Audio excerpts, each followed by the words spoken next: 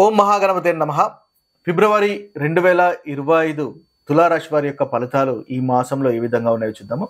ముందుగా ఈ తులారాశి వారికి ఉన్నటువంటి గ్రహస్థితిని కనుక ఒకసారి గమనించినట్టయితే వీరికి కుజుడు నవమ భావంలోను సంచారము, అదేవిధంగా శుక్రుడు 6వ స్థానంలోను, కుజుడు బుధుడు 4వ స్థానంలోను, అదేవిధంగా 5వ స్థానంలోను, ఇక రవి వచ్చేసి 4వ స్థానము 5వ స్థానంలోను, గురువు మనకి 8వ స్థానంలోను, ఇక రాహు వచ్చేసి 6వ స్థానము, కేతువు మనకి 12వ స్థానంలోనూ సంచారం చేస్తున్నాడు. ఇది స్థూలంగా మనకి తులారాశి వారికి ఉన్నటువంటి ఈ గ్రహస్థితి.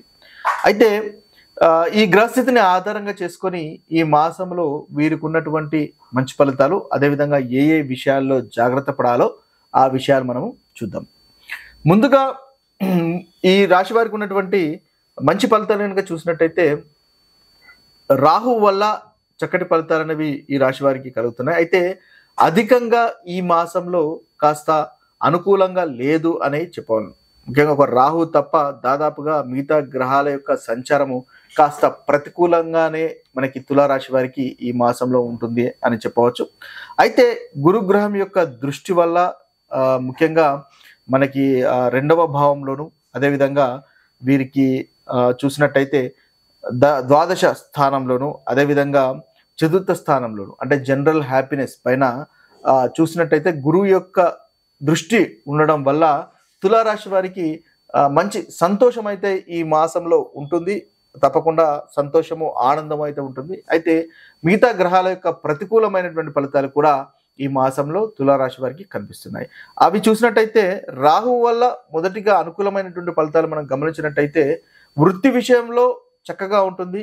పోటీకి సంబంధించినటువంటి విషయాల్లో మీకు అనుకూలంగా కనిపిస్తుంది. అదేవిధంగా కోర్టు వ్యవహారాలు ఏదైనా ఉన్నట్టయితే ఆ విషయంలో కూడా మీకు అనుకూలత అనేది అధికంగా గోచరిస్తుంది. భార్య తరపు వారి నుంచి ధనలాభం కలిగేటటువంటి అవకాశాలు మనకు అధికంగా ఈ మాసంలో తులారాశి వారికి కనిపిస్తున్నాయి. అదేవిధంగా మీ యొక్క సంతానం కూడా చాలా చక్కటి ఫలితాలు అధికంగా మనకు గోచరిస్తున్నాయి.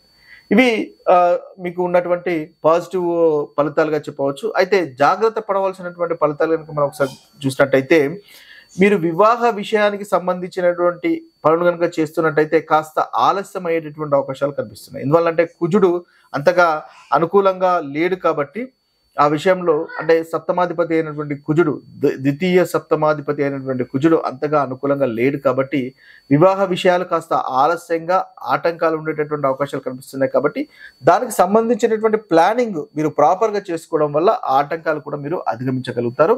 అదేవిధంగా భార్య భర్తల మధ్య అగ్రెసివ్గా ఉండడం వల్ల మనస్పర్ధలు వచ్చేటటువంటి అవకాశాలు కనిపిస్తున్నాయి. కాబట్టి ఆ విషయంలో అంటే సంయమనం పాటించండి, ఓపికగా ఉండండి. మీ యొక్క వాక్కు, 2వ అధిపతి అయినటువంటి కుజుని యొక్క సంచారం అంతగా అనుకూలంగా లేదు కాబట్టి వాక్కు, మాట తీరును కాస్త జాగ్రత్తగా అదుపులో కనుక ఉంచుకున్నట్టయితే అలాంటి సిచ్యువేషన్స్ కూడా మీకు కలగకుండా ఉంటాయి. ముఖ్యంగా గౌరవ భంగము కనిపిస్తుంది. అదేవిధంగా బాడీ వీక్ ఉండేటటువంటి అవకాశాలు కూడా మనకి కనిపిస్తున్నాయి.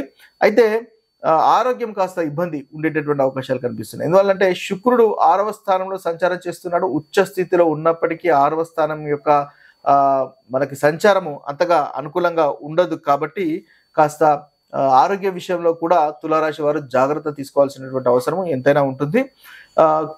బుధుని వల్ల మనకి 9వ స్థానాధిపతి, అదేవిధంగా ద్వాదశాధిపతి అయినటువంటి బుధుని వల్ల ప్రయాణాలు ఉండేటటువంటి అవకాశాలు కనిపిస్తున్నాయి. కాబట్టి ప్రయాణాలు కనుక చూస్తున్నట్టయితే ఆ ప్రయాణాల్లో ప్లానింగ్ అనేది ఈ తులారాశి వారికి ముఖ్యంగా ప్లానింగ్ చేసుకోవడం అనేది చెప్పదగినటువంటి సూచన. కన్ఫ్యూజన్గా ఉండకండి, వర్రీడ్గా ఉండకండి. ఇది చాలా టెంపరీ ఫేజ్ అని గుర్తించండి. అన్ని ప్రాబ్లమ్స్ అనేవి తొందరలోనే సాల్వ్ అవుతాయి. కాబట్టి ఫోకస్ చేయండి, తద్వారా మంచి ఫలితాలు అనేవి మనకి తులారాశి వారు పొందగలుగుతారు. సంతానం యొక్క ఆరోగ్య విషయంలో కాస్త జాగ్రత్త పడడం అనేది చెప్పదగినటువంటి సూచన. ప్రెగ్నెంట్ ఉన్నటువంటి స్త్రీలు కాస్త జాగ్రత్తగా ఉండడం అనేది మీకు చెప్పదగినటువంటి సూచన. సరి అయిన భోజనం చేయడం వల్ల మంచి ఫలితాలు అనేవి మీరు పొందగలుగుతారు. అదేవిధంగా రవి కూడా అనుకూలంగా లేడు కాబట్టి కాస్త మానసికంగా చింత చికాకు ఉంటుంది. మీ యొక్క కాన్ఫిడెన్స్ లెవెల్స్ అనేవి తగ్గేటటువంటి అవకాశాలు కనిపిస్తున్నాయి. కాబట్టి కాన్ఫిడెన్స్ని పెంచుకునే ప్రయత్నం చేయండి. ధ్యానము, యోగా చేయండి, తద్వారా మంచి ఫలితాలు పొందుతారు.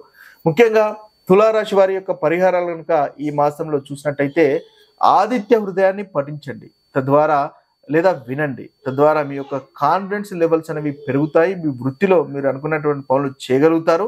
అదేవిధంగా మీ యొక్క సజెషన్స్ కూడా మీ వృత్తిలో మీ యొక్క సహోద్యోగులు పరిగణలోకి తీసుకుంటారు. తద్వారా మీకు మంచి పేరు, ప్రశంసలు అనేవి కలుగుతాయి.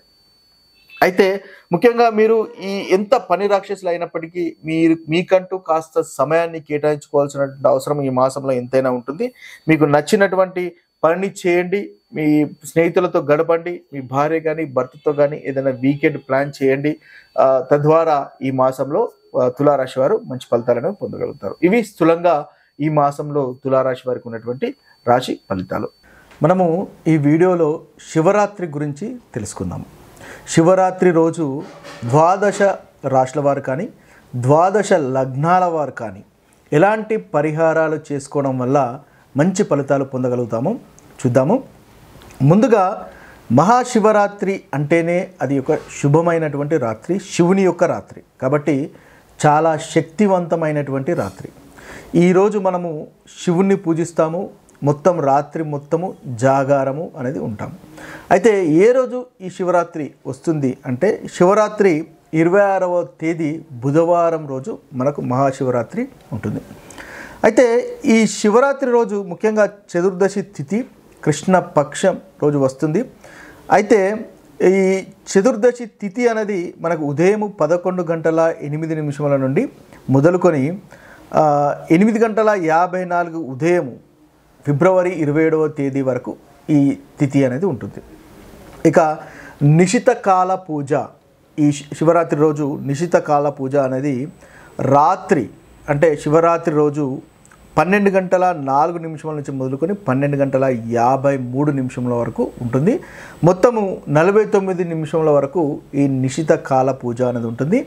ఈ సమయంలో శివుడు లింగ రూపంలో మన భూమిపైన అవతారంగా కనిపిస్తాడు అని ప్రతిది.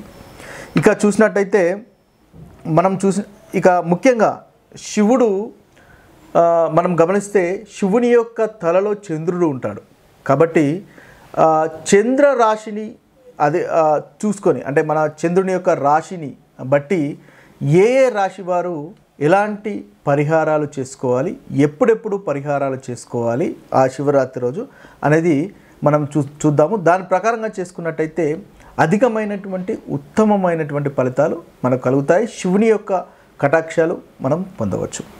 ఇక చూసినట్టయితే ముఖ్యంగా అయితే ఈ శివుని యొక్క రాత్రి 4 ప్రహారాలుగా విభజించడం జరిగింది. అయితే దాంట్లో మనం చూసినట్టయితే మొదటి ప్రహారం ఎప్పటి నుంచి సూర్యాస్తమయం నుంచి మొదలుకొని ఈ రాత్రి అనేది మనకు సూర్యాస్తమయం నుంచి మొదలుకొని సూర్యోదయం అంటే మరుసటి రోజు సూర్యోదయం వరకు ఉంటుంది.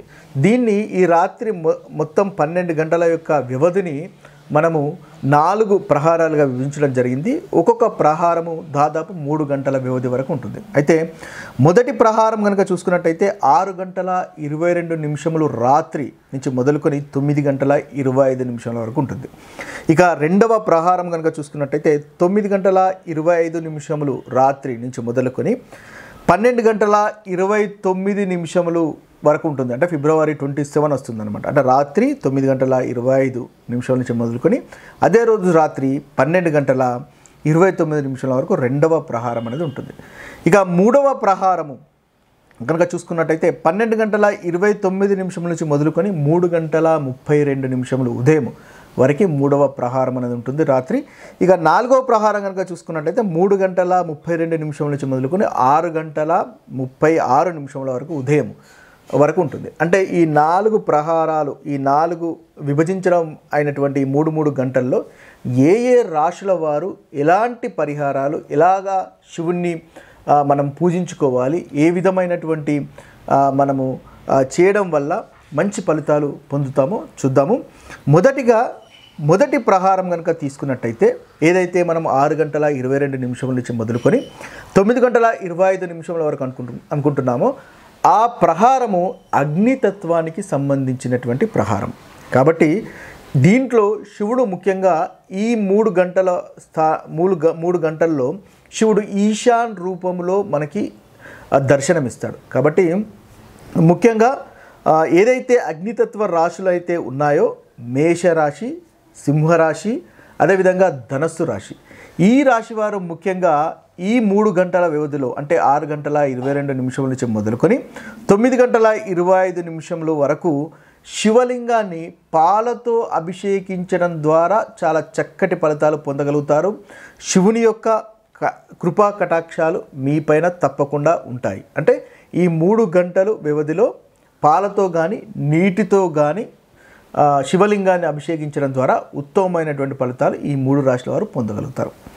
ఇక రెండవ ప్రహారం కనుక మనం చూసినట్టయితే రెండవ ప్రహారము మనకి 9 గంటల 25 నిమిషములు రాత్రి నుంచి మొదలుకొని ముఖ్యంగా 12 గంటల 29 నిమిషముల వరకు రెండవ ప్రహారం అనేది ఉంటుంది. అయితే ఈ ప్రహారము ఈ సమయము ముఖ్యంగా భూతత్వానికి సంబంధించినటువంటి సమయం కాబట్టి ఏదైతే మనకు 12 రాశుల్లో భూతత్వానికి సంబంధించినటువంటి రాశులు ఉన్నాయో వృషభ రాశి వారు, కన్యా రాశి వారు, అదేవిధంగా మకర రాశి వారు, ఈ 3 రాశుల వారు ముఖ్యంగా ఈ సమయంలో 9 గంటల 25 నిమిషములు రాత్రి నుంచి మొదలుకొని 12 గంటల 29 నిమిషాల వరకు శివలింగాన్ని శివుణ్ణి పెరుగుతో అభిషేకించడం ద్వారా చాలా చక్కటి ఫలితాలు పొందుతారు. పెరుగుతో పాటుగా మీరు విభూతితో కూడా అభిషేకం చేయడం ద్వారా శివుని యొక్క కృపా కటాక్షాలు మనం పొందవచ్చు. ఇక తర్వాత ప్రహారం కనుక చూసినట్టయితే మూడవ ప్రహారంలో ఈ రెండవ ప్రహారంలో ముఖ్యంగా అయితే శివుడు రెండవ ప్రహారంలో ముఖ్యంగా అఘోర రూపంలో దర్శనం ఇస్తాడు. కాబట్టి శివునికి ఈ రాశివారు వృషభ రాశి వారు, కన్యా రాశి వారు, మకర రాశి వారు విభూతితో కానీ పెరుగుతో కానీ అభిషేకం చేసుకోవడం వల్ల చక్కటి ఫలితాలు అనేవి పొందుతారు. ఇక మూడవ ప్రహారం కనుక చూసినట్టయితే మూడవ ప్రహారం మనకు 12 గంటల 29 నిమిషముల నుంచి 3 గంటల 32 నిమిషముల వరకు 3 గంటల వరకు ఉంటుంది. 3 గంటల 32 నిమిషాలు అంటే సమయం వ్యవధి 3 గంటలు ఉంటుంది. ఈ మూడవ ప్రహారములో ముఖ్యంగా శివుడు మనకు వామ రూపంలో దర్శనం చేస్తాడు. కాబట్టి ఏదైతే ఈ 3 గంటల సమయము వాయుతత్వానికి సంబంధించినటువంటి సమయం కాబట్టి వాయుతత్వ రాశులు ఏదైతే ఉన్నాయో ఏంటి మిథున రాశి, తులారాశి, అదేవిధంగా కుంభరాశి వాళ్ళు, ఈ 3 రాశుల వాళ్ళు శివలింగాన్ని నెయ్యితో అభిషేకం చేయడం వల్ల చాలా ఉత్తమమైనటువంటి ఫలితాలు ఈ 3 రాశి వారు పొందగలుగుతారు. అదేవిధంగా నెయ్యితో పాటుగా మనకి చెరుకు రసంతో కూడా చేయడం వల్ల ఉత్తమమైనటువంటి ఫలితాలు మనకు కలుగుతాయి. ఇక చివరి ప్రహారమైనటువంటి 4వ ప్రహారము ముఖ్యంగా 3 గంటల 32 నిమిషముల నుంచి మొదలుకొని 6 గంటల 36 నిమిషముల వరకు 4వ ప్రహారం ఉంటుంది. అయితే ఇది జలతత్వానికి సంబంధించినటువంటి మనకి సమయం కాబట్టి జలతత్వ రాశులు ఏవైతే ఉన్నాయో కర్కటక రాశి, వృశ్చిక రాశి, మీనరాశి, ఈ 3 రాశుల వారు తేనెతో శివలింగాన్ని అభిషేకం చేయడం ద్వారా చెరుకు రసంతో అభిషేకం చేయడం ద్వారా ఉత్తమమైనటువంటి ఫలితాలు పొందగలుగుతారు. ఈ ప్రహారంలో శివుడు ముఖ్యంగా సద్యోజ రూపంలో మనకు దర్శనం అనేది ఇస్తాడు. అయితే ఇవి స్థూలంగా ఈ రాశుల వారు ఈ సమయంలో చేసుకోవడం వల్ల ఉత్తమమైనటువంటి ఫలితాలు పొందుతారు. ముఖ్యంగా ఒకవేళ మీరు ఏ రాశి వారైనా సరే ఈ రాశి వారు ఈ తత్వాలకు సంబంధించిన వాళ్ళు చేసుకుంటే ఉత్తమం, లేదా ఏ రాశి వారైనా సరే మొదటి ప్రహారంలో పాలతోని, రెండవ ప్రహారంలో పెరుగుతోని, మూడవ ప్రహారంలో నెయ్యితోని, అదేవిధంగా 4వ ప్రహారంలో మనకు తేనెతోని చెరుకు రసంతోని అభిషేకం కనుక చేసినట్టయితే మహాశివరాత్రి రోజు ఆ శివుని యొక్క కృపా కటాక్షాలు తప్పకుండా మీకు కలుగుతాయి. ఒకవేళ అభిషేకం కనుక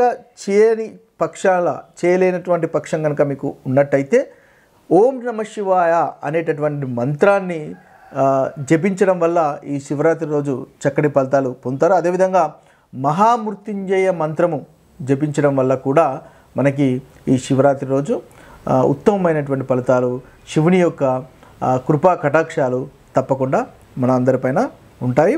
ఇక ఏది ఒకవేళ మీరు జాగరణ రోజు మొత్తం కనుక ఉండలేనటువంటి పరిస్థితి, రాత్రి మొత్తం కనుక ఉండలేనటువంటి పరిస్థితి కనుక ఉన్నట్టయితే మొదటి ప్రహారంలోనైనా సరే ఎంతవరకు ఉన్నా సరే మీరు పాలతోని, నెయ్యితోని, అదేవిధంగా పెరుగుతోని, తేనెతోని అభిషేకం చేసినట్టయితే ఉత్తమమైనటువంటి ఫలితాలు కూడా మీరు పొందగలుగుతారు. ఇవి స్థూలంగా మనకు మహాశివరాత్రి రోజు 12 రాశులు చేసుకోవాల్సినటువంటి పరిహారం. ఇక మరొక వీడియోలో మరొక రాశి ఫలితాలతో కలుద్దాము. అంతవరకు సెలవు. సర్వే జన సుజనో భవంతు, సర్వే సుజన సుఖినో భవంతు. ఓం నమః శివాయ.